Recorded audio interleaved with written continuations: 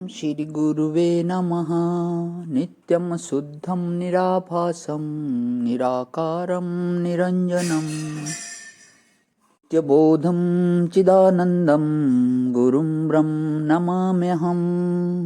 ओम शांति शांति शांति। प्रणाम भगवान। मांडुक्य कारिका प्रवचन वैतथ्य प्रकरण से स्वामी श्री अखंडानंद सरस्वती जी महाराज का दिव्य ग्रंथ, जिसमें भगवान हमारा मंत्र नंबर 9-10 चल रहा है। और इसमें मंत्र था भगवान की स्वप्न वृत्ताव अपि और जागृत वृत्तापि। तो स्वप्न का उदाहरण दे दिया था स्वामी जी ने। जागृत वृत्तापि में चल रहे हैं हम। जागृत वृत्तत्वंत चेतसा कल्पितम तो असत। तो एक कुम्हार की कहानी चल रही थी कि कुम्हार जो जब सोता था तो बादशाह के सपने देखता था। अब उसे ये दिन अच्छा नहीं लगता था और इंतजार करता था कि रात्रि कब आएगी। इसी को आगे करते हुए अब आप बताओ कि उसके लिए उस स्वप्न के दृश्य में इतना प्रेम क्यों हो गया। तो स्वप्न के दृश्य में इतना प्रेम यूं हो गया कि वह बिना नागा रोज रोज उसके सामने आवे।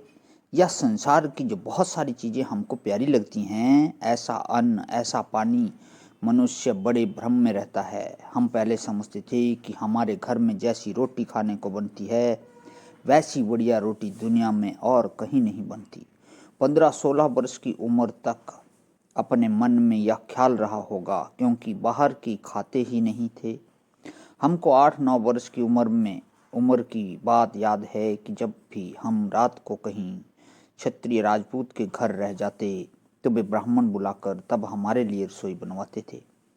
और जब घर छोड़कर निकले तो मालूम हुआ कि जैसा ख्याल हमारा था, मारवाड़ियों का भी वैसा ही ख्याल है कि हमारे घर में जैसी रसोई बनती है वैसी कहीं और के यहाँ नहीं बनती। गुजरातियों का ऐसा ख्याल है कि खाना तो हम लोग जानते हैं। बंगालियों का भी ऐसा ख्याल है।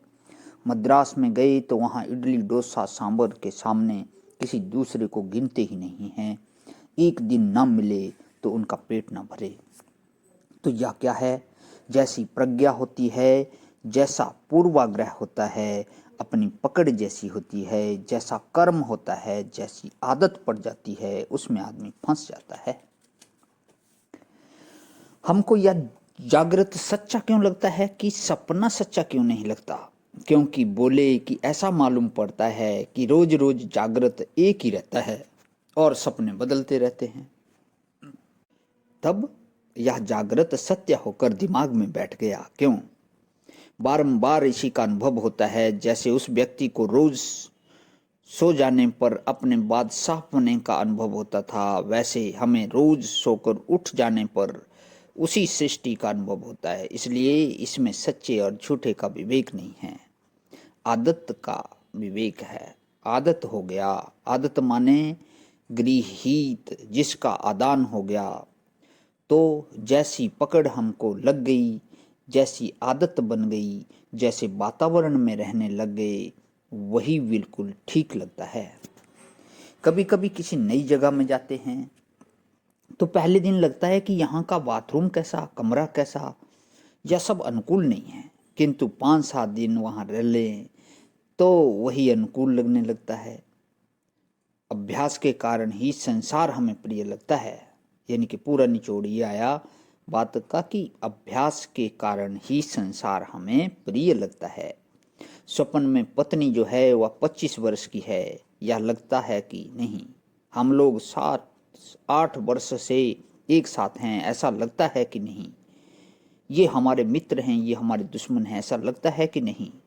तो वहाँ भी बिल्कुल ऐसा ही भासता है। इसलिए ऐसा कहना कि वह झूठ है और यह सच है, ऐसा नहीं। असल में आत्मदेव की महिमा ही यह है कि ये जहाँ रहते हैं उसमें कुछ न कुछ अच्छाई ढूंढ लेते हैं। देखो, जो लोग जंगल में रहते हैं उनसे हमने बात करके देखी। उनके घर में स्त्री के पास पहनने को साड़ी नहीं है। उत्तरकाशी में कई घर ऐसे थे उन दिनों में कि एक साड़ी घर में और स्त्री 6 थीं। तो वे दिन भर घर में लंगोटी लगा कर रहती हैं। और जिस स्त्री को बाहर जाना होता है वह साड़ी पहनकर बाहर चली जाती है। आदिवासी लोग बस एक लंगोटी लगाते हैं। अब उनसे पूछो कि भाई तुम लोग यहाँ रहते क्यों हो? बोले कि महाराज, नीचे के लोग बहुत छल कपट करते हैं, चोरी करते हैं, झूठ बोलते हैं। हम लोग कपड़ा बढ़िया नहीं पहनते तो क्या हुआ, हम यहाँ बहुत अच्छे हैं। आप लोग कभी ऊंटी जाते होंगे, वहाँ तो छप्पर के घरों में रहते हैं। उनका दृष्टिकोण इन सूट बूट पहनने वाले भल मानुषों के प्रति कोई अच्छा नहीं है। क्यों नहीं है? कांग्रेसी जनसंघी को क्यों अच्छा नहीं समझता? जनसंघी कम्युनिस्ट को क्यों अच्छा नहीं समझता? यह सपना है कि जागृत है जैसी बुद्धि मनुष्य की बन जाती है। तो आज यहीं विराम भवन। ओम शांति ही शांति ही शांति ही। प्रणाम भवन।